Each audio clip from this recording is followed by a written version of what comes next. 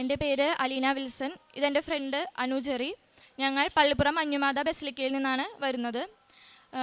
അമ്മയുടെ പ്രത്യക്ഷീകരണത്തിൻ്റെ സ്ഥിരം സാക്ഷിയാക്കി യേശുനാമത്തിൽ ഉയർത്തിയതിന് അമ്മമാതാവിനും തിരുക്കുമാരനും 1000 നന്ദി.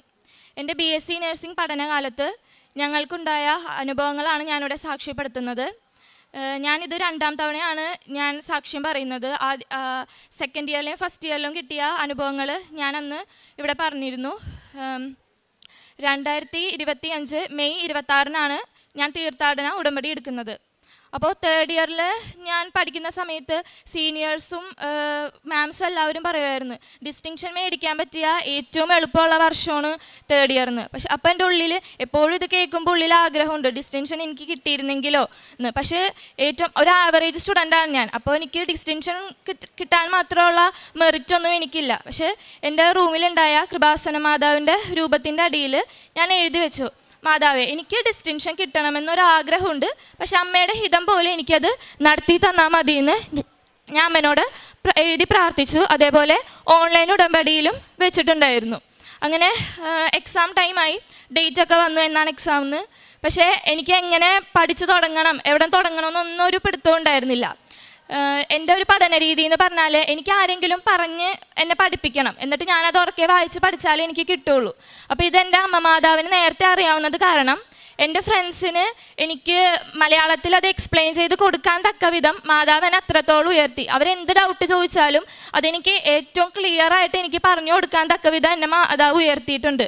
അതുപോലെ ഈ 3rd ഇയറിലെ എക്സാം സമയത്ത് എനിക്ക് ഒത്തിരിയേറെ അനുഭവങ്ങളാണ് ഉണ്ടായിട്ടുള്ളത്. ഇവിടെ തന്ന ഉടമ്പടി മെഴുകുതിരിയിൽ ഈശോയുടെ തിരുഹൃദയം കണ്ടിട്ടുണ്ട്. അതേപോലെ മുല്ലപ്പൂ സുഗന്ധാഭിഷേകം എനിക്ക് ലഭിച്ചിട്ടുണ്ട്. അങ്ങനെ 3rd ഇയറിലെ എക്സാം റിസൾട്ട് വന്നു. ഞാൻ അമ്മ മാതാവിനോട് എന്താണോ പറഞ്ഞ് പ്രാർത്ഥിച്ചത് അതേപോലെ തന്നെ എനിക്ക് എൻ്റെ അമ്മ മാതാവ് 3rd ഇയറിൽ ഡിസ്റ്റിങ്ഷൻ നൽകി എന്നെ അനുഗ്രഹിച്ചു. അതേപോലെ 4th ഇയറിൽ പഠിക്കുന്ന സമയത്ത് വളരെ ടൈം കുറവായിരുന്നു പഠിക്കാനായിട്ട്. അപ്പോൾ ഉറപ്പായിരുന്നു എന്തായാലും സിലബസ് എനിക്ക് കംപ്ലീറ്റ് ചെയ്യാനായിട്ട് പറ്റില്ല. അപ്പോൾ ഇനിയുള്ള ആകെ വഴി എൻ്റെ മുന്നിൽ ഞാൻ കണ്ടത് ക്വസ്റ്റ്യൻ പേപ്പേഴ്സ് പഠിക്കുക എന്നുള്ളതാണ്. ക്വസ്റ്റ്യൻ പേപ്പേഴ്സ് മാത്രം പഠിച്ചിട്ടാണ് യൂണിവേഴ്സിറ്റി എക്സാമിന് പോയേക്കുന്നത്. അതും മൊത്തം കംപ്ലീറ്റ് ആക്കിയിട്ടില്ല. മാതാവിനോട് കുറച്ച് ചോദ്യങ്ങൾ ഞങ്ങളിങ്ങനെ പറഞ്ഞ് ചോദിക്കും, അത് പഠിക്കും, അത് മാത്രമേ ഉണ്ടായിരുന്നുള്ളൂ. അല്ലാണ്ട് കൂടുതലായിട്ടൊന്നും പ്രിപ്പയർ ചെയ്തില്ലായിരുന്നു. പക്ഷെ ഞങ്ങൾ നല്ലോണം പ്രാർത്ഥിക്കുമായിരുന്നു. ഞങ്ങൾ പ്രാർത്ഥിക്കുന്നത് എങ്ങനെയാണെന്ന് വെച്ചാൽ എൻ്റെ റൂമിൽ 5 പേരാണുള്ളത്.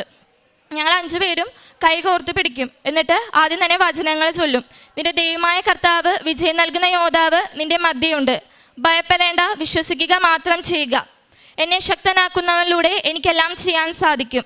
കൃപാസന പ്രസാദപര മാതാവേ, ഞങ്ങൾക്ക് വേണ്ടി അപേക്ഷിക്കണമേ. ഈ വചനവും അതേപോലെ വിശ്വാസ പ്രമാണവും ചൊല്ലിയിട്ടാണ് ഞങ്ങൾ പഠിക്കാനിരിക്കുന്നത്. അങ്ങനെ 4th ഇയറിലെ എക്സാം ഡേറ്റ് ഒക്കെ വന്നു.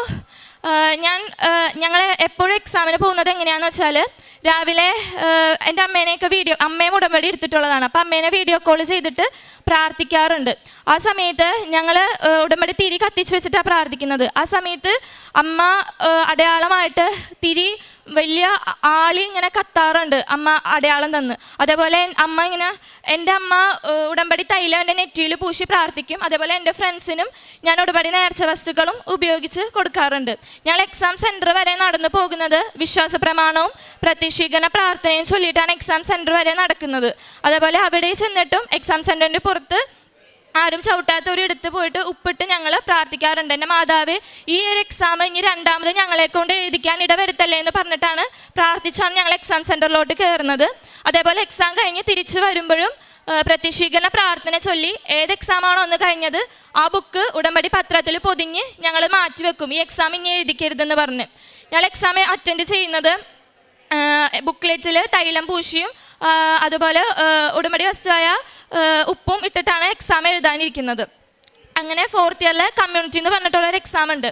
ആ എക്സാമിന് എനിക്ക് വലിയ കോൺഫിഡൻസ് ഇല്ലായിരുന്നു. ഞാൻ എങ്ങനെ എനിക്ക് എഴുതാൻ പറ്റുമെന്നോ ഒരു പിടുത്തവും ഇല്ലായിരുന്നു. ഞാൻ എക്സാമിന് ഇരുന്നു. അമ്മനോട് അപ്പോഴേ പ്രാർത്ഥിച്ചു, എൻ്റെ ഇടത്തും വലത്തും ഈശോയും മാതാവ് ഇരുന്നിട്ട് എൻ്റെ കൈ പിടിച്ചായിരിക്കണം എനിക്ക് എക്സാം എന്നെ എഴുതിപ്പിക്കേണ്ടത്. ഞാൻ ക്വസ്റ്റ്യൻ പേപ്പർ കിട്ടിയപ്പോൾ എനിക്ക് ആകെ അറിയാവുന്നത് 3 ചോദ്യങ്ങൾ എനിക്ക് അറിയാവുന്നുള്ളൂ. ഇതും കൊണ്ട് എനിക്ക് എന്തായാലും പാസ്സാകാൻ പറ്റത്തില്ല. ഞാൻ ഇതേപോലെ തന്നെ മാതാവിനോട് പ്രാർത്ഥിച്ചു, എൻ്റെ കൈ പിടിച്ച് എഴുതിക്കണം. ഞാൻ എക്സാം എഴുതി കുറച്ചായപ്പോൾ എൻ്റെ കയ്യിലോട്ട് നോക്കിയപ്പോൾ ഞാൻ കാണുന്നത് ഉടമ്പടി കാശുരൂപത്തിൻ്റെ അതേ നിറത്തിൽ എൻ്റെ കയ്യിൽ മഷി ഇങ്ക് കലർന്നിരിക്കുകയാണ്, പേനയുടെ ഇങ്ക്.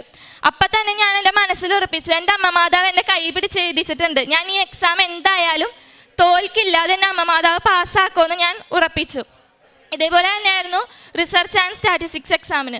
സ്റ്റാറ്റിസ്റ്റിക്സ് 25 മാർക്കിനാണ്. അപ്പോൾ എന്തായാലും ബുക്ക്ലെറ്റ് കംപ്ലീറ്റ് ആക്കാൻ പറ്റില്ല.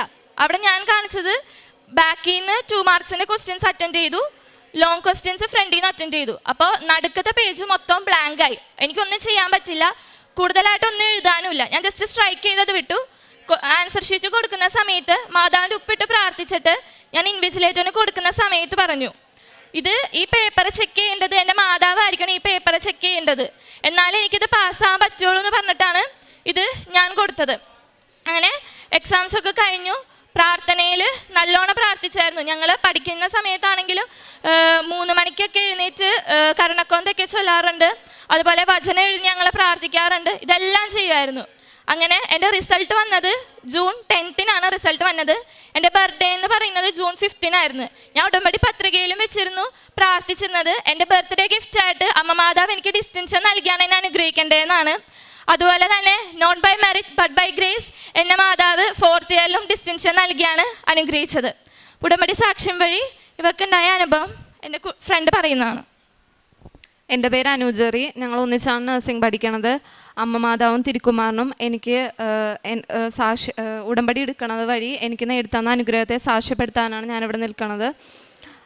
മെയ് 1, 2026 ഞാനിവിടെ വന്നിട്ട് ഉടമ്പടി എടുക്കുന്നത്. അതിനു മുന്നേ 4 വർഷവും ഞാൻ ഓൺലൈനായിട്ടാണ് ഉടമ്പടി എടുത്തത്. BSc nursing first year exam first ഇയറിൻ്റെ സമയത്ത് സൈക്കോളജിയുടെ സമയത്താണ് എനിക്ക് ഞങ്ങളുടെ ബിൽഡിങ്ങിൽ ഫുള്ളും വൈറൽ ഫീവർ വന്ന് എനിക്ക് 103 ഡിഗ്രി പനിയായിട്ട് ഞാൻ കിടക്കുകയായിരുന്നു. ആ സമയത്ത് ഞങ്ങളെല്ലാവരും കമ്പൈൻ സ്റ്റഡിയാണ് സൈക്കോളജിക്ക് കൂടുതലും ഏറ്റവും എളുപ്പം അതാണ് പഠിക്കാൻ വേണ്ടിയിട്ട്.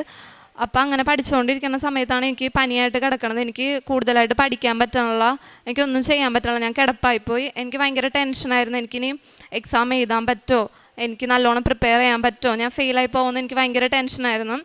അപ്പോൾ ഇവളെനിക്ക് ഉടമ്പടി തൈലം എൻ്റെ നെറ്റിയിൽ പുരട്ടി പ്രാർത്ഥിപ്പിക്കും. പിന്നെ പ്രത്യക്ഷീകരണ പ്രാർത്ഥന ഞാൻ എപ്പോഴും ചൊല്ലുമായിരുന്നു. അങ്ങനെ എക്സാമിന് തൊട്ട് മുന്നേ എൻ്റെ പനി മാറുകയും എനിക്ക് നല്ല രീതിയിൽ പ്രിപ്പയർ ചെയ്ത് ഫസ്റ്റ് ഇയർ ഫസ്റ്റ് ക്ലാസ്സോടെ പാസ്സാവാൻ പറ്റി. സെക്കൻഡ് ഇയറും ഞാൻ ഫസ്റ്റ് ക്ലാസ്സോടെ പാസ്സായി. തേർഡ് ഇയർ ഞങ്ങളിതുപോലെ വചനങ്ങൾ ചൊല്ലിയാണ് നല്ലോണം പ്രാർത്ഥിച്ചാണ് പഠിക്കാനായിട്ടിരിക്കണത്. ബൈബിള് വായിക്കും, അമ്മയുടെ പ്രത്യക്ഷീകരണ പ്രാർത്ഥന ചൊല്ലും. 2:30ക്കും ഞങ്ങൾ ചെല്ലാറുണ്ട്, എല്ലാവരോടും ഒന്നിച്ചാണ് ചെല്ലണത്. അങ്ങനെ എക്സാമിന് വേണ്ടി ഞങ്ങൾ നല്ലോണം പ്രിപ്പയർ ചെയ്ത് മാംസ് പറഞ്ഞ് നല്ല തേർഡ് ഇയർ ഏറ്റവും നല്ല രീതിയിൽ പഠിച്ചാൽ നമുക്ക് നല്ല മാർക്ക് സ്കോർ ചെയ്യാൻ പറ്റും. അപ്പം ഞങ്ങൾ നല്ലോണം പ്രിപ്പയർ ചെയ്തായിരുന്നു. എന്നിട്ട് ഞങ്ങൾ എക്സാം സെൻറ്ററിൻ്റെ പുറത്ത് പോയി 10 പേരോടി ഞങ്ങൾ കൈപിടിച്ചാണ് വചനം ചൊല്ലി പ്രാർത്ഥിക്കണത്. അവിടെ ആരും ചവിട്ടാത്ത രീതിയിൽ ഉടമ്പടി വസ്തുക്കൾ ഞങ്ങളവിടെ ഉപ്പിട്ടിട്ട് പ്രാർത്ഥിച്ചിട്ടാണ് സെൻറ്ററിൽ കയറണത്. കാശുരൂപം വെച്ച് ഞാൻ എപ്പോഴും പ്രാർത്ഥിച്ചാണ് എഴുതണത്. അങ്ങനെ റിസൾട്ടിൻ്റെ സമയം റിസൾട്ട് പബ്ലിഷ് ചെയ്തപ്പോൾ എൻ്റെ രജിസ്റ്റർ നമ്പർ ആ PDF ഉണ്ടായിരുന്നില്ല. അപ്പം എനിക്ക് ഭയങ്കര ടെൻഷനായി, ഞാൻ ഫെയിൽ ആവുമെന്ന് എനിക്ക് പേടിയായി. അങ്ങനെ ഇരിക്കണ സമയത്ത് എൻ്റെ ഫ്രണ്ട് എന്നോട് പറഞ്ഞ്, നീ പേടിക്കണ്ട, എന്തായാലും നീ പാസ്സാവും, നീ ഉടമ്പടി എടുത്തതല്ലേ എന്ന് പറഞ്ഞു.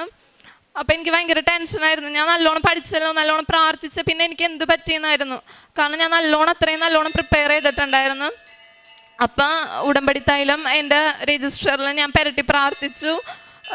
എൻ്റെ അമ്മ പറഞ്ഞു, പേടിക്കണ്ട, നീ എന്തായാലും പാസ്സാവും. എൻ്റെ മാം എന്നെ വിളിച്ച് പറഞ്ഞു, നമുക്ക് നോക്കാം, മെമ്മോ വരട്ടെ, നമുക്ക് നോക്കാം, എന്തായാലും പാസ്സാവും മോൻ. എൻ്റെ ഫ്രണ്ട്സ് എല്ലാവരും എന്നോട് പറഞ്ഞ് അങ്ങനെ തൈലം പുരട്ടി ഞാൻ രജിസ്റ്റർ നമ്പറിൽ വെച്ച് പ്രാർത്ഥിച്ച് പ്രത്യക്ഷീകരണ പ്രാർത്ഥന ഞാൻ ആവർത്തിച്ച് ചൊല്ലി റിസൾട്ട് പബ്ലിഷ് ചെയ്തതിന് ഒരാഴ്ച കഴിഞ്ഞിട്ടാണ് നമുക്ക് മെമ്മോ വന്നത്. എൻ്റെ മെമ്മോ വന്നപ്പോൾ എനിക്ക് ഫസ്റ്റ് ക്ലാസ്സോടെ പാസ്സായി. ഏറ്റവും നല്ല മാർക്ക് തന്ന എൻ്റെ മാതാവ് തിരുക്കുമാരൻ വരെ അനുഗ്രഹിച്ചതിന് 1000 നന്ദി ഞാൻ പറയുന്നു. ആത്മീയ ജീവിതം എന്ന് പറഞ്ഞാൽ ഉടമ്പടിക്ക് മുന്നേ എൻ്റെ കയ്യിൽ ഞാൻ ഇതുപോലെ ഒന്നും കൊണ്ടുപോയി നടക്കില്ലായിരുന്നു. അതേപോലെ ജപമാല പോലും ഞാൻ മര്യാദയ്ക്ക് എത്തിക്കില്ലായിരുന്നു. ഉടമ്പടി എടുത്തതിന് ശേഷം എനിക്ക് സമ്പൂർണ്ണ ജപമാല വരെ എനിക്ക് എത്തിക്കാനായിട്ട് ഇപ്പോൾ സാധിക്കുന്നുണ്ട്. അതേപോലെ അരമണിക്കൂർ ഞാൻ ബൈബിള് വായിക്കും. 2 ആഴ്ച കൂടുമ്പോൾ കുമ്പസാരിക്കാനൊക്കെ എനിക്കിപ്പോൾ സാധിക്കുന്നുണ്ട്. കാരുണ്യപ്രവൃത്തി എന്ന് പറഞ്ഞാൽ ഹോസ്റ്റലിലായിരിക്കുന്ന സമയത്ത് എനിക്ക് ഒന്നും അധികം ചെയ്യാൻ പറ്റുന്നില്ലായിരുന്നു. അപ്പോൾ നാട്ടിൽ വരുമ്പോൾ എൻ്റെ അമ്മയും ഉടമ്പടി എടുത്തിട്ടുണ്ട്. അപ്പം ഞാൻ അമ്മയുടെ ഒപ്പം പോയിട്ട് മെൻ്റലി റിട്ടയർഡ് ആയിട്ടുള്ളവരെയൊക്കെ പോയിട്ട് കാണും. അവർക്ക് ഭക്ഷണം കൊടുക്കുകയും അവരോടൊപ്പം സമയം ചെലവഴിക്കുകയും ചെയ്തിട്ടുണ്ട്. അതുപോലെ ഹോസ്പിറ്റൽസിൽ പോയിട്ട് പൊതിച്ചോറൊക്കെ കൊടുക്കാറുണ്ട്. പിന്നെ പ്രേക്ഷിത പ്രവർത്തനം എന്ന് പറഞ്ഞാൽ ഇവിടെ നിന്ന് മലയാള പത്രവും അതുപോലെ തെലുങ്ക് പത്രവും വാങ്ങിച്ചിട്ട് എൻ്റെ ഫ്രണ്ട്സിന് കൊടുക്കും. അതേപോലെ കാശുരൂപത്തിൻ്റെ ലോക്കറ്റും അവർക്കൊക്കെ കൊടുക്കാറുണ്ട്. ഇതുപോലെ ഇനിയും ഒത്തിരി ചെറുതും വലുതായിട്ടുള്ള അനുഗ്രഹം എൻ്റെ മാതാവ് എനിക്ക് തന്നിട്ടുണ്ട്. ഇനിയും എന്നെ പ്രത്യക്ഷീകരണത്തിൻ്റെ സാക്ഷിയാക്കി ഉയർത്തണമെന്ന് പറഞ്ഞുകൊണ്ട് നിർത്തുന്നു. ജെറമിയ പ്രവാചകന്റെ പുസ്തകം 33-ാം അധ്യായം 3 മുതലുള്ള വാക്യങ്ങൾ. എന്നെ വിളിക്കുക, ഞാൻ മറുപടി നൽകും. നിന്റെ ബുദ്ധിക്കതീതമായ മഹത്വം, നിഗൂഢമായ കാര്യങ്ങൾ ഞാൻ നിനക്ക് വെളിപ്പെടുത്തും. പരിശുദ്ധ അമ്മയുടെ പ്രത്യക്ഷീകരണ സാക്ഷിയായിട്ട് അലീന വിൽസണും അനുജറിയും തൻ്റെ അനുഭവ സാക്ഷി നമുക്ക് മുമ്പിൽ പങ്കുവെക്കുകയായിരുന്നു.